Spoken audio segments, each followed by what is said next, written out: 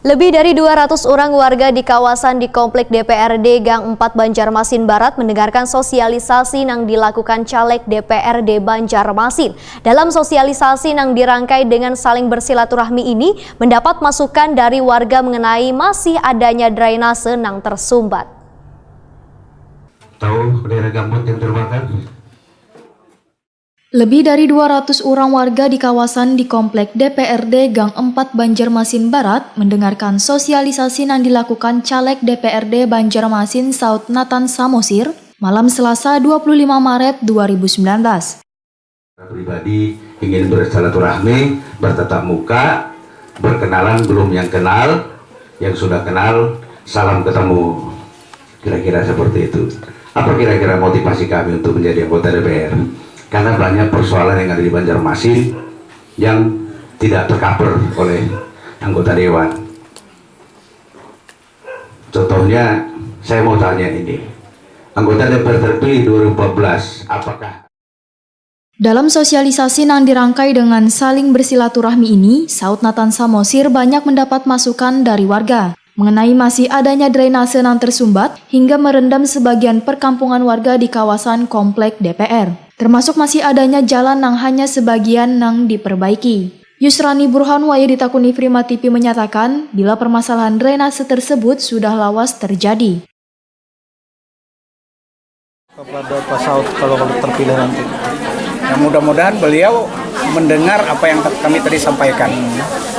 Dan setelah mendengar tentu mengharapkan beliau nanti merespon dan bertindak malah.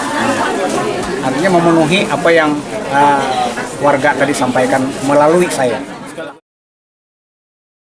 Menanggapi hal ini, Saud Nathan Samosir menyatakan segala permasalahan warga tersebut nantinya akan ditindaklanjuti jika dirinya terpilih menjadi anggota DPRD Banjarmasin. Saud Nathan Samosir pun kembali mengajak warga untuk meningkatkan perekonomian dengan cara menumbuhkan UMKM di lingkungan masing-masing. Salah satunya adalah dengan membuat bakul purun. Karena bakul purun ini menggantikan kantong plastik yang sudah dilarang peredarannya oleh Pemko Banjarmasin, di toko-toko modern bahkan kedepannya akan diberlakukan pelanggaran di semua pasar tradisional di kota Seribu Sungai ini.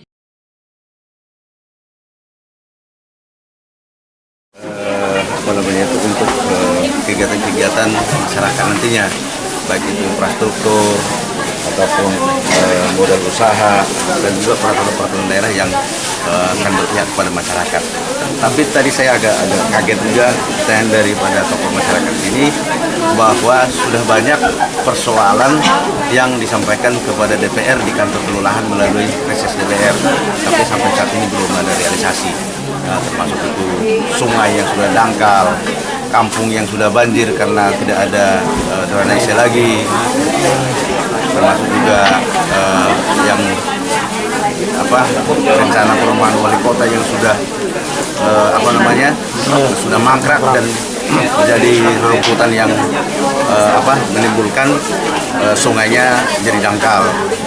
Nah, itu persoalan yang disampaikan tadi. Juga masalah sampah yang di masyarakat di sini belum ada tong sampah sama sekali. Itu yang menjadi keluhan mereka. Mudah-mudahan nanti dengan kalau saya terpilih, persoalan-persoalan ini akan kita koordinasikan dengan pemerintah, apa-apa saja yang bisa disampaikan untuk masyarakat kepada DPR dan kendalanya ada di mana. Saud Nathan Samosir pun mengajak warga untuk menjaga kedamaian wan keamanan salawas pemilu 2019.